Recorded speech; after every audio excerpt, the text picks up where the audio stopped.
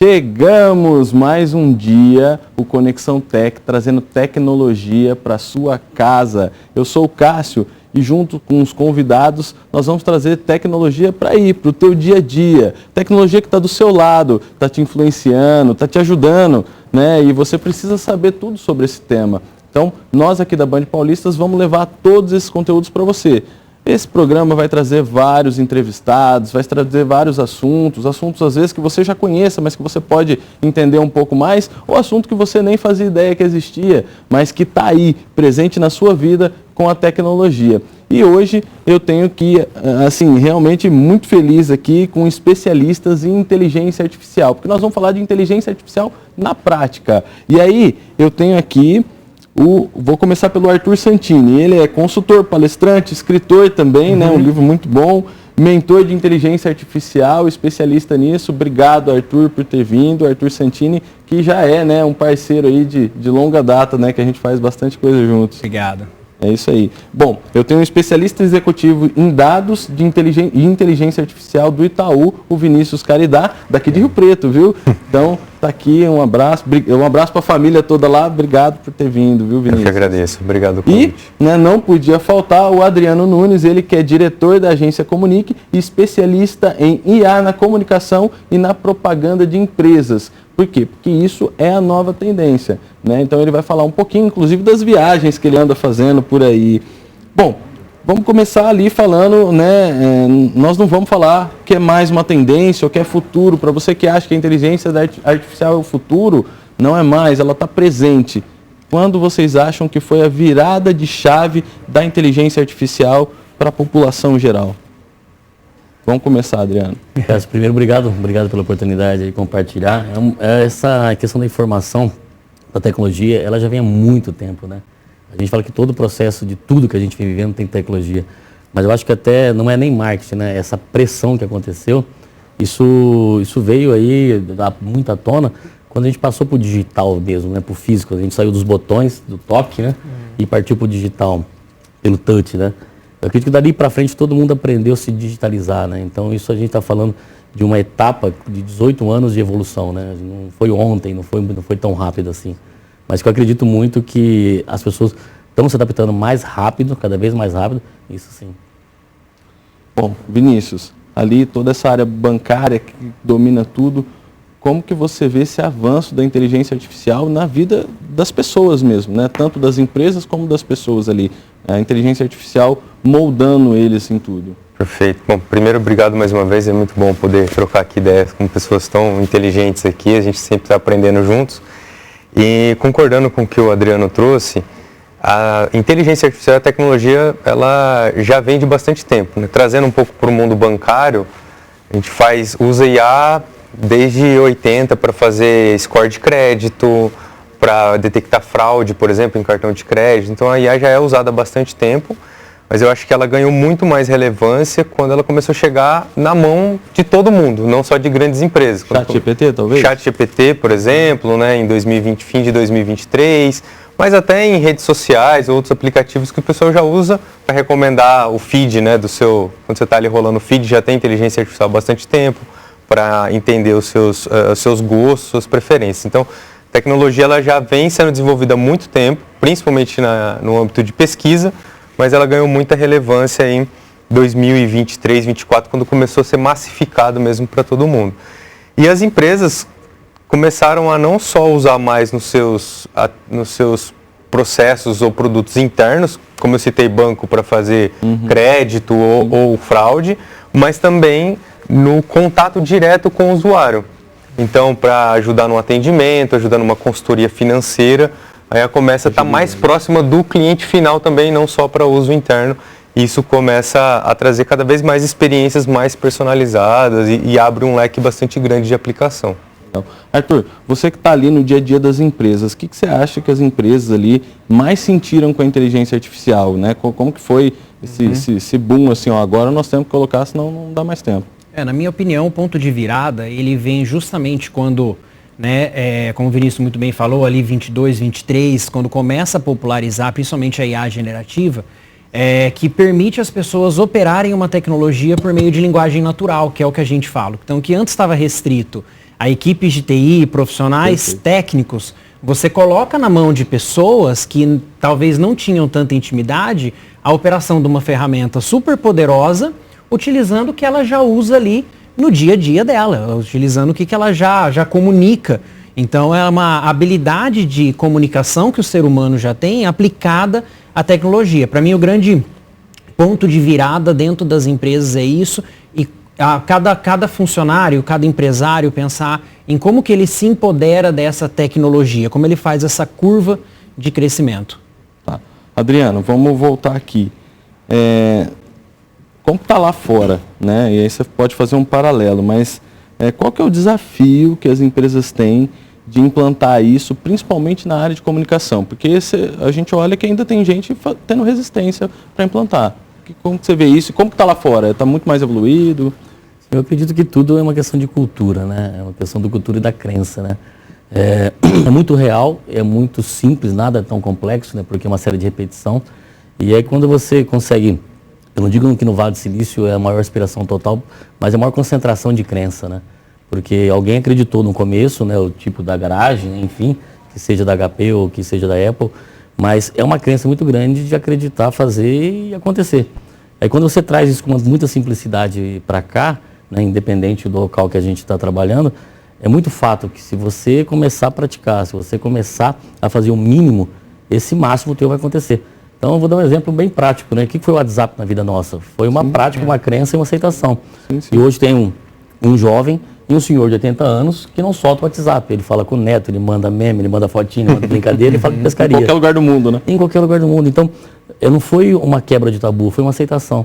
E isso lá fora, você vê assim, o carro autônomo, tudo, ele se simplifica a partir do que você acredita. Primeiro você tira foto, você filma, você é legalzinho, fala com o carro é legal, tá andando sozinho.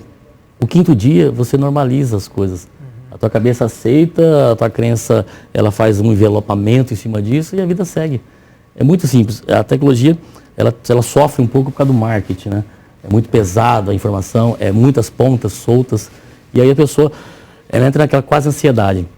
Mas eu falo que é simples assim. Hoje, uma pessoa de idade aprendeu a fazer foto. E você dá-se uma máquina de fotográfica para ela, ela sentia um pouco acuada antes, né? Agora não, ela pega o WhatsApp, ela tira a foto, ela tira uma foto com câmera, porque ela simplificou. Eu acredito muito que com técnicos, com pessoas bastante realizadoras, eles vão simplificar cada vez mais essa narrativa. Ô Vinícius, ainda estendendo um pouco essa pergunta, a área bancária, financeira é uma área que realmente toca o país. E aí a gente teve uma preocupação da inteligência artificial de tirar muitos empregos. Você conseguiria ilustrar, esse medo, ele é real, ele tirou muitos empregos, ou as pessoas tiveram que se profissionalizar mais, ou estudar mais, ou, que nem o seu caso, virar um especialista em inteligência artificial? Não, excelente ponto, Cássio. A minha visão sobre isso, inclusive vou trazer como referência o que foi discutido recentemente no Fórum Econômico Mundial. Lá foi mostrado que com o avanço da tecnologia vão ser criados no mundo mais de 190 milhões de empregos. Porém, o número exato eu não tenho na cabeça, mas mais ou menos 60 milhões de empregos vão deixar de existir. Então, no final, o saldo ele é muito positivo, mas alguns vão deixar de existir. Então, a questão é assim, olhando para esses dados, que é compartilhado globalmente, a oferta de emprego ela vai aumentar, mas alguns vão deixar de existir. Então, como que eu me capacito para aproveitar esses novos que vão surgir? Então, na minha visão, hoje eu não vejo essa questão, não precisa ter medo de perder o emprego, mas você precisa entender o que você faz hoje. O trabalho que você faz, ele vai ser o trabalho que vai sumir, e como que você se recapacita para assumir novas funções com a tecnologia chegando. Então, eu acho que essa é a forma que as pessoas precisam pensar. Não vai faltar trabalho. O que pode faltar é, talvez, conhecimento para assumir as novas posições. Trazer evolução para você. Então, você que está com medo da inteligência artificial, que ela vai vir roubar teu emprego, na verdade, você tem que se mexer, né? Eu acho que é isso. E aí, Arthur, trazendo para você, na realidade dessas pequenas empresas, como que os líderes lá, os gerentes, como que eles incentivam, como que eles implementam isso para os funcionários, né? Porque aí a gente, né, como que a gente vai fazer todo mundo usar isso, né?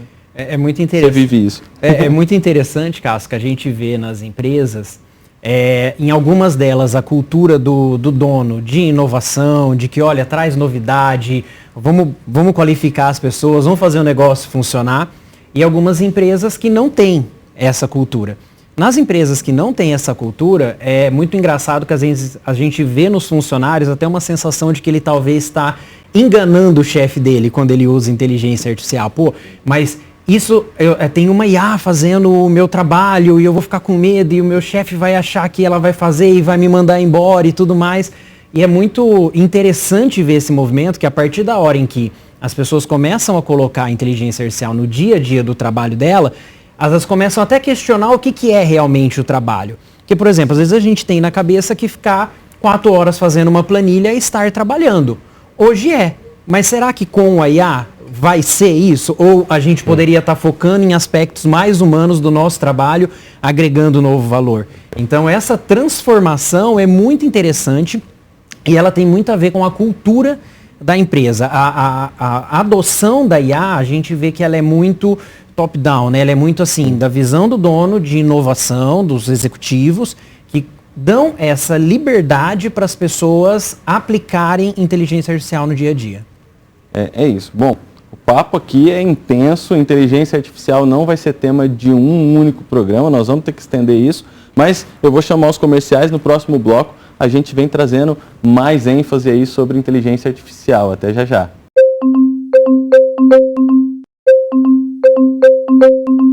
Voltamos, chegamos de novo aqui na sua casa com o Band Paulista falando de tecnologia para você. Esse é o Conexão Tech e hoje eu estou com convidados especiais, o Vinícius Caridá, especialista em inteligência artificial do Itaú, Arthur Santini, consultor de diversas empresas em inteligência artificial, e o Adriano, que é o nosso mestre de inteligência artificial em propaganda aí para as empresas, né? Então, a gente tem aqui autoridades no assunto. E aqui eu vou entrar, né, numa outra seara aqui um pouquinho, que outras ferramentas, porque o pessoal popularizou isso através do ChatGPT. Mas o que mais que o pessoal está fazendo, né, nas empresas? Aí vamos pegar para o meio empresarial. O que de novidade o pessoal está fazendo e que outro tipo de ferramenta que a gente pode falar, olha, essa ferramenta está sendo muito utilizada. Vamos começar por você, Arthur. Legal. Realmente o que popularizou foi o ChatGPT, né? E por muito tempo ele ficou praticamente sozinho e agora a gente tem outras ferramentas como o Gemini, do Google, né? A gente tem ali o Cloud, da Anthropic, DeepSeek. Essas são as ferramentas de base que a gente chama de plataforma. Em cima dessas plataformas podem rodar inúmeras aplicações, né? Então aí vai depender do que a empresa faz. Então, pegando como exemplo comunicação, geração de vídeo, geração de áudio, geração de imagem, tanto a parte de marketing, comunicação interna, ferramentas específicas de análise de dados, utilizado, por exemplo, em instituições financeiras, mas também na área de finanças, dentro das empresas, ferramentas que ajudam em melhoria de processo, crítica, mapeamento, esse tipo de coisa. Então, dentro dessa camada de aplicação, né, é uma área muito que entra e sai coisa muito rápido dela, né? Aplicações surgem a todo momento, mas também somem a todo momento. O que traz, né, uma preocupação para as empresas que ela precisa ter, lógico, um olhar crítico em cima da solução que ela está colocando dentro da empresa dela. Porque ela coloca uma solução e aí depois, como é que essa solução vai se manter ao longo do tempo? Então, aí cada área de empresa tem uma quantidade, assim, hoje praticamente inimaginável de aplicações, de ferramentas que podem ser utilizadas. Vinícius, voltando lá, né, na tua área específica, mas quando a gente fala de inteligência artificial, a gente pode adotar ali diversas maneiras e aí a gente tem vários investimentos. O que é o próximo passo que você acredita que seja aí das instituições financeiras, né, ou da rede bancária aí, no geral, aqui para o Brasil? É uma excelente pergunta, Cássio. Eu acho que vale, não só na instituição financeira, mas abrindo um pouco o leque para qualquer empresa, a minha visão, e pegando um gancho da resposta do bloco anterior do Arthur, né? Sim. Independente do seu trabalho, você vai ter tarefas que você executa dentro do seu trabalho. E cada tarefa dessa, pode existir uma ferramenta que te auxilia. Então, se você, por exemplo, é um desenvolvedor de software, independente da empresa que você trabalha, existem ferramentas específicas que podem ajudar o desenvolvedor de software na hora de codar, ou ferramentas que ajudam na hora de fazer teste de software, enfim. Então, todas as etapas do desenvolvimento você tem ferramentas específicas, como, por exemplo, Devin ou GitHub, Copilot, então são ferramentas de inteligência artificial específicas para esse trabalho. O Arthur citou algumas, por exemplo, geração de imagem, geração de vídeo. Então, para cada tarefa que você tem uma ferramenta específica. Ou ferramentas mais genéricas, como ChatGPT, Gemini e etc. Então, tentando fechar aqui, o que eu colocaria? Primeiro, entender no seu dia a dia de trabalho, né, quais são as tarefas que são, talvez, que tomam maior tempo, que estão deixando o seu processo mais moroso, ou, enfim, ou mais caro, como que você usa ferramentas que possam ajudar nisso. E um outro ponto muito importante, que é independente da ferramenta que você está usando, é como que você trabalha e organiza os dados da sua empresa. Porque sem inteligência, independente da ferramenta, independente da inteligência artificial que você está usando, sem dados, o seu resultado vai ser, ou não vai funcionar, ou vai ser muito ruim. Então, fechando aqui a minha fala, eu colocaria assim, se você quer começar a trabalhar, tenta explorar essas duas coisas. Como que você começa a organizar e disponibilizar cada vez mais os dados que você tem da empresa, do seu cliente, dos seus processos, e entendendo já dentro do processo qual ferramenta pode ajudar em determinadas tarefas que estão sendo mais, que estão comprometendo mais ali o seu dia a dia. Bom, isso a gente falou, essa questão de dados hoje é primordial. A gente teve no programa anterior o pessoal aqui falando, né, das cidades inteligentes, os secretários, e falando da criticidade que a gente tem para unir esses dados. Mas, Adriano, na prática, eu queria que você citasse, se você conseguir, pudesse citar algum exemplo, né? Por exemplo, como foi uma evolução que vocês fizeram com o IA, que tinha muito trabalho para fazer uma campanha ou algum tipo de imagem, direcionamento, que vocês hoje fazem com inteligência artificial e é muito rápido. Isso, como que é essa experiência nessa de antes e agora? Você citou isso lá atrás, mas você conseguisse trazer um caso prático para o público de casa entender. O processo é otimizar tempo, né? A magia toda está em otimizar tempo. É você tirar esse fantasma que as coisas não acontecem. Porque, por exemplo, a gente tem uma equipe grande de jornalismo, são todos talentosos, vêm de experiência de outros veículos de comunicação, que passaram anos trabalhando, e eles fazem de 6 a 8 reuniões por dia com clientes diferentes, setores diferentes. Aí eles têm que fazer relatório, ata, fazer o processo, desmembrar isso, achar ali uma oportunidade de pauta e derivar essas informações. É incrível como o ser humano às vezes se sente cansado, ele se sente oprimido, ele fica apertado, porque ele não tem tempo. Ele atrasa com esse processo, atrasa com o cliente cria ansiedade e a cobrança chega. Quando vem a tecnologia, qualquer equipamento hoje, num próprio aplicativo ou em hardwarezinhos pequenininhos, que é tão simples, tão barato, que você grava a reunião, ela vai tabular essa reunião para você, ela vai pegar os tópicos da reunião e vai te entregar isso formatado. E por que falar de IA? Não, está simples, está resolvido. Não é IA, é um ser humano que entendeu, compreendeu e usou a ferramenta. Então isso para nós foi uma agilidade, você vê, pessoas melhores, pessoas mais calmas e num processo de agilidade de entrega que satisfez o cliente, porque informação de ponta a ponta tem que ser real. Você não pode criar muitas coisas lúdicas no meio, né? Então o que foi dito foi resolvido e foi entregue. Então, por exemplo, um simples detalhezinho que a gente colocou na empresa resolveu agilidade. O que isso traz de bom? A pessoa tem um processo criativo dela um pouco melhor, ela tem uma liberdade de pesquisar um pouco mais. Então isso foi fato e assim, sem falar em produção de vídeo, que isso trouxe o é possível. Muitas vezes em orçamento a gente dizia não é possível. Expectativa e realidade. Né? Nem todo mundo tinha, né, a campanha para contratar atriz ou né, um e é fato, fazer. E hoje é tão simples porque você traz essa realidade do mundo de produção. Claro, tem muitas ferramentas que você pode filtrar, mas o que acontece, acontece. Então hoje o que eu falo, uma pequena empresa e uma grande empresa disputa por igual. O que faz a diferença são as pessoas que estão por trás da ferramenta. Isso não vai ter magia nenhuma, porque a ferramenta não vai trabalhar sozinha. As pessoas, elas têm uma máquina para trabalhar com ela, e não uma máquina vai trabalhar com a gente, né? Então eu acredito que no processo criativo, pequenos e grandes começaram a pensar iguais agora. Bom, vamos partir um pouco para uma esfera um pouco mais futuro, não um futuro que está presente, é um futuro aqui, futuro agora. Robótica tem ligação com inteligência artificial?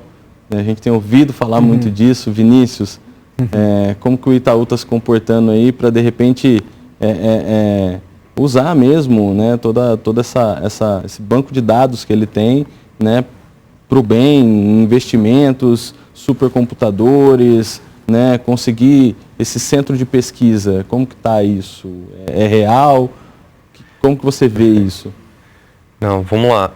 Quando a gente olha de maneira mais ampla, né, e tentando fazer uma analogia super simplificada aqui, então me desculpem aqui a simplicidade, mas hoje o nosso corpo ele é composto, né, pelo cérebro e pelo corpo físico, pelos membros, né? Então o cérebro ele processa, ele é inteligente, mas ele sozinho não teria capacidade de executar algumas tarefas. Eu talvez faria essa analogia com a robótica. A inteligência artificial tem avançado, ela ajuda, como o Adriano citou, né, a resumir uma reunião, ou como o Arthur citou, gerar vídeo, etc. Mas e se eu quiser, por exemplo, que um robô me ajude numa tarefa doméstica? Então, sei lá, um idoso precisa de uma ajuda para levantar da cama. Não é só eu ter inteligência de reconhecer e fazer a ação, mas eu tenho que ter a parte física para ajudar ele, por exemplo. Então, a robótica, ela se une com a inteligência artificial para entregar mais resultado, ou entregar experiências que só o cérebro não conseguia sem, entre aspas, aqui, sem o corpo, né? E eu acho que as empresas estão tentando entender o que isso pode ajudar no dia a dia delas. Então, eu citei um exemplo aqui de idoso, então no âmbito da saúde, né, pode ser algo que ajuda bastante. Hoje, no mercado financeiro, existem bastante pesquisas, mas a maioria das pesquisas elas estão indo ou para um outro lado, que também tem uma evolução grande, que é a parte da computação quântica e da inteligência artificial. Acho que a computação quântica é um tema bem relevante também, mas a computação quântica e a inteligência artificial hoje ela ajuda a resolver os problemas mais latentes, e a robótica ela acaba sendo uma pesquisa, mas ainda não tem uma aplicação tão direta nesse mundo como talvez em outras indústrias. Arthur, você consegue contribuir um pouquinho também com essa fala? Onde a gente vai, assim, para a nossa realidade aqui, como que está essa evolução? Eu acredito que a gente vai conviver com a robótica talvez muito antes do que a gente acha, né? A gente às vezes acha que é uma coisa que está muito longe e, na minha opinião, não está, né? Hoje eu tenho alguns clientes que a gente já vem fazendo um trabalho de colocar alguns tipos de robozinhos, mesmo robôs mais simples de serviço, né? Menores, ainda não são aqueles humanoides, porque também existe uma resistência do ser humano nisso, né? Então, quando você olha um robozinho bonitinho, fofinho, bonitinho, aqui lógico que tem uma estratégia por trás de aceitação desses robôs para que ao longo do tempo eles sejam mais aceitos. Mas eu vejo que isso é um momento muito bom para se falar disso, porque a gente está falando de um mundo em que a maior parte dos países, a população já não é mais. Na minha época, a gente estudava pirâmide etária, né? Então, você tinha mais jovens do que velhos. Em muitos países, isso já está se invertendo. No Brasil, isso vai começar a acontecer a partir da próxima década. Somado a isso, a inteligência artificial e outras tecnologias aplicadas à medicina, aumentando e prolongando a vida das pessoas. Quem vai cuidar de tanta gente? Então eu acho que é um bom momento para a gente colocar a robótica em pauta e olhar para isso como um aliado para ajudar o ser humano nessa longevidade maior. Bom, de maneira final, porque aí a gente vai colocar só um assunto aqui para você ficar atento, tá? Porque a gente precisaria de um outro programa para isso e o programa já está terminando. Vinícius, perigos da inteligência artificial. Olha, eu acho que o maior perigo, eu sei que é clichê, mas eu acredito bastante nesse ponto que a inteligência artificial é uma ferramenta, igual um carro. Você pode usar o carro para se locomover ou você pode causar um acidente e matar uma pessoa. O responsável é quem está ali na condução do carro, né?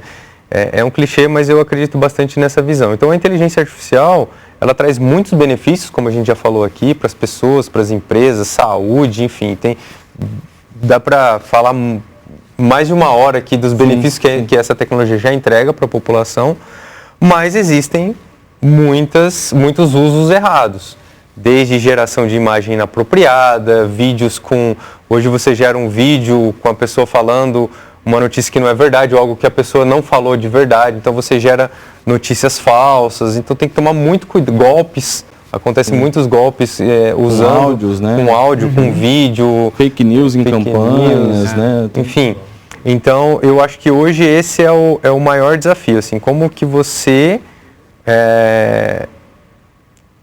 caracteriza ou, de alguma forma, entende quando que foi um conteúdo gerado de forma inapropriada para que não gere, né, nenhum malefício para a população.